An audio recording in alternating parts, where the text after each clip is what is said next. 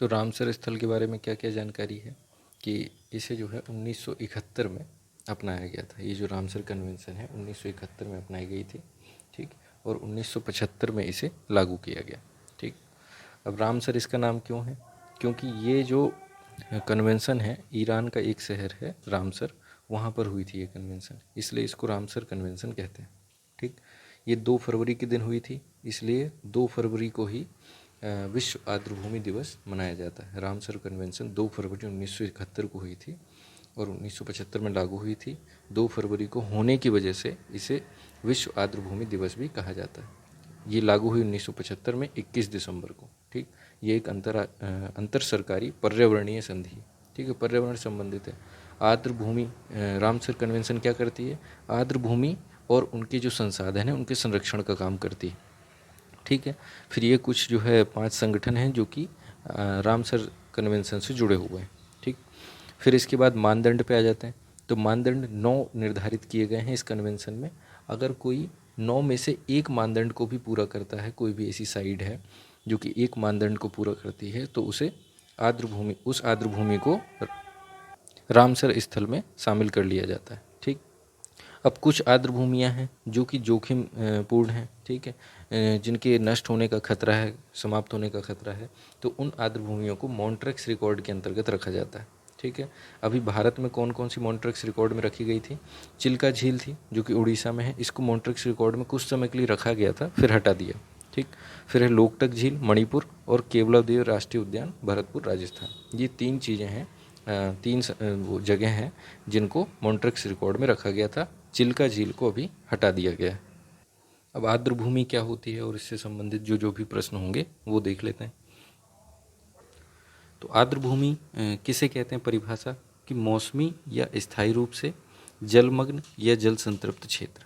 ये तो नॉर्मल एक परिभाषा है, लेकिन एक परिभाषा दी है रामसर कन्वेंशन के अनुसार कि कोई भी प्राकृतिक हो या कृत्रिम झील हो, ठीक है, स्थायी हो अस्थायी हो, किसी भी प्रकार का पंख अर्थात कीचड़ हो, हर प्रकार से बहता हुआ जल, ठहरा हुआ जल, कुछ भी हो, ताज़ा जल हो, खारा जल हो, लवणीय जल हो, इन सभी को जो है हम आर्द्रभूमियों का दर्जा दे सकते हैं। ऐसा रामसर कन्वेंशन की जो परिभाषा है उसमें कहा गया है, ठीक।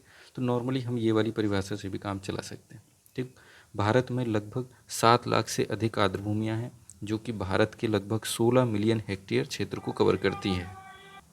अब ये क्षेत्र 16 मिलियन हेक्टेयर क्षेत्र भारत का लगभग 4.86% हिस्सा है, ठीक। भारत में जो आर्द्रभूमियाँ हैं उसमें प्राकृतिक आर्द्रभूमियों की संख्या ज़्यादा है बजाय मानव निर्मित आर्द्रभूमियों के, ठीक। ये 2 गुना है और ये 1 गुना, ठीक। अब आर्द्रभूमियों के समक्ष कौन कौन से खतरे हैं ये जान लेते हैं, ठीक।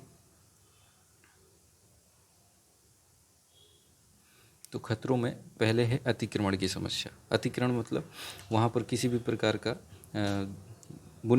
बुनियादी ढांचा निर्माण कर देना, मतलब मान लीजिए मकान बना दिए, सड़कें बना दी, ठीक है। इससे क्या होगा, जो आर्द्रभूमियाँ हैं वो कवर हो जाएंगी, वो जो है धीरे धीरे उनका पर्यावास नष्ट होगा तो वो जो है धीरे धीरे समाप्त होने लग जाएंगी। तो अतिक्रमण सबसे बड़ी समस्या है कि हम जिस प्रकार से जनसंख्या हमारी बढ़ती जा रही है, हम जिस प्रकार से मकान सड़कें ये सब बनाते जा रहे हैं, तो वो एक सबसे बड़ी समस्या है। दूसरे नंबर पर वनों की कटाई। अब वन जो है अगर तटीय क्षेत्र में लगे हुए हैं और वहाँ पर हमने निर्माण किया तो वन काटने पड़ेंगे, और वन काटेंगे तो वनों की कटाई से तटीय अपरदन भी होगा, धीरे धीरे वो चीज़ नष्ट होती जाएगी, तट बढ़ता जाएगा, ठीक है। जो हमारी मुख्य भूमि है वो वहाँ से कटती जाएगी लहरों के टकराव से, ठीक। तो एक तटीय अपरदन भी बड़ी समस्या है। फिर है बांधों और जलाशयों का निर्माण। अगर बांध और जलाशय हमने बना दिए तो हमारा जो जल वहाँ तक पहुँचना चाहिए जहाँ पर आर्द्रभूमि है वहाँ तक पहुँच नहीं पा रहा है, वो पूरा पानी बांधों और जलाशयों में रुक जाता है, ठीक। फिर है शहरी अपशिष्ट प्रवाह। जो भी उपचारित जल होता है, गैर उपचारित जल जो भी जो है कारखानों से या छोटे मोटे शहरों से जो छोड़ा जाता है वो भी कहीं ना कहीं उस जल में मिलकर साफ जल को गंदा कर देता है। वही गंदा जल कहाँ जाएगा? आर्द्रभूमियों के क्षेत्र में जाएगा और उसे वो नष्ट करेंगे धीरे धीरे, ठीक है। वो जो है अशुद्ध जल प्राप्त करके धीरे धीरे नष्ट हो जाती हैं, ठीक। खेतों से अपशिष्ट कैसे जाता है? खेतों में जब हम रसायन और कीटनाशकों का प्रयोग करते हैं तो वो जब पवन के द्वारा या जल के द्वारा, जब बारिश वारिश होती है, ठीक है, हवा चलती है, तो वो सब चीज़ें उड़कर या बहकर पहुंचती हैं कहाँ? आर्द्रभूमियों में, ठीक। तो उससे सुपोषण की स्थिति वहाँ निर्मित होती है। ठीक है, वो जो है दुष्प्रभावित होती हैं आर्द्र भूमियाँ। ठीक, असंधारणीय दोहन, जैसे हम लोग मछली पकड़ते हैं या लकड़ी का प्रयोग करते हैं जो वहाँ पर पेड़ वगैरह लगे हुए हैं, रेत का प्रयोग करते हैं, तो ये अगर एक सीमित क्षेत्र सीमित मात्रा में किया जाए तो ऐसा है कि ये धीरे धीरे लंबे समय तक हमारे साथ रहेंगी आर्द्र भूमियाँ। लेकिन अगर हम इसका जो है अधारणीय तरीके से प्रयोग करेंगे तो ये धीरे धीरे नष्ट हो जाएंगे। ठीक, ये क्षेत्र। और फिर है जलवायु परिवर्तन का इन पर असर। जलवायु परिवर्तन से क्या कि जल स्तर बढ़ रहा है, धीरे धीरे वो जो आर्द्र भूमियाँ हैं, आसपास के जो वन क्षेत्र हैं आर्द्र भूमियों के, वो धीरे धीरे डूबते जा रहे हैं। ठीक है, तो तट क्या होगा, तट भी धीरे धीरे कम होता जाएगा, आर्द्र भूमियाँ जलमग्न होती जाएंगी। और इसी जलवायु परिवर्तन से के कारण जो है वर्षा प्रतिरूप में भी बदलाव हो रहा है। अब जिस प्रजाति को वर्षा मान लीजिए जुलाई अगस्त में चाहिए और वर्षा प्रतिरूप अब धीरे धीरे नीचे की ओर खिसकता जा रहा है, जैसे सितंबर अक्टूबर, तो वो कहीं ना कहीं वर्षा प्रतिरूप उस जो है आर्द्र भूमि प्रजाति को प्रभावित करेगी। ठीक, तो वर्षा प्रतिरूप भी एक बड़ा कारण है। और फिर है तापमान का बढ़ना। ठीक, ये हमने कुछ खतरे जान लिए कि कौन कौन से खतरे होंगे आर्द्र भूमियों से संबंधित। अब आर्द्र भूमियों का महत्व क्या है वो देख लेते हैं। तो ये आर्द्र भूमियों का महत्व। ठीक, जो कार्बन सिंक के रूप में काम करते हैं हमारे वन, की वो कार्बन डाइऑक्साइड को सोख लेते हैं। जो आर्द्र भूमियाँ होती हैं वो वनों से दोगुना कार्बन सिंक को सोखती हैं। तो आप समझ सकते हैं कि आर्द्र भूमियाँ हमारे लिए कितनी उपयोगी। ठीक, फिर है अवरोध के रूप में। मान लीजिए कोई भी बाढ़, ज्वार या तूफान समुद्र की तरफ से आता है, तो अगर मान लीजिए वहाँ पेड़ पौधे होंगे, ठीक, तो वो उस चीज़ को थोड़ा सा रोक लेंगे। तो तट के आसपास और तट के अंदर, जैसे तमिलनाडु की तरफ होता है कि हर साल जो है बाढ़ में बहुत सारे लोगों की मृत्यु हो जाती है, तो अगर ये अवरोध के रूप में हमारे पास आर्द्र भूमियाँ होंगी, वहाँ पर वन होंगे, तो वो इस जैसे चीज़ को, जैसे बाढ़, ज्वार, तूफान है, इनको रोक सकेंगे। अब पर्यावास। पर्यावास मतलब जीवों का संरक्षण। बहुत सारे जीव इन आर्द्र भूमियों में रहते हैं। ठीक है, उनको आश्रय प्रदान करती हैं। कुछ प्रवासी जीव भी होते हैं जो बाहर से आते हैं, इन आर्द्र भूमियों में अपनी जो है दैनिक क्रियाएं करते हैं और कुछ समय तक रहने के बाद फिर से अपने देश में या अपनी जगह पर लौट जाते हैं। तो ये पर्यावास का भी एक अच्छा साधन है। ठीक है, सांस्कृतिक और मनोरंजक दृष्टि से भी ये महत्वपूर्ण है। ठीक, जल की शुद्धता के लिए महत्वपूर्ण। कैसे कि जो ये वनस्पतियाँ होती हैं आर्द्र भूमियों में, वो कार्बन सिंक की तरह काम करती हैं। तो जो भी जल अपशिष्ट वाला या गंदा जल आएगा, उसकी अशुद्धियों को ये धीरे धीरे सोख लेती हैं और उस जल को, जो पानी रहता है वहाँ पर, उसको शुद्ध कर देती हैं। इसलिए इनको भू परिदृश्य की किडनी भी कहा जाता है। आर्द्र भूमियों को भू परिदृश्य की किडनी कहा जाता है। ठीक, आजीविका का साधन कैसे हैं?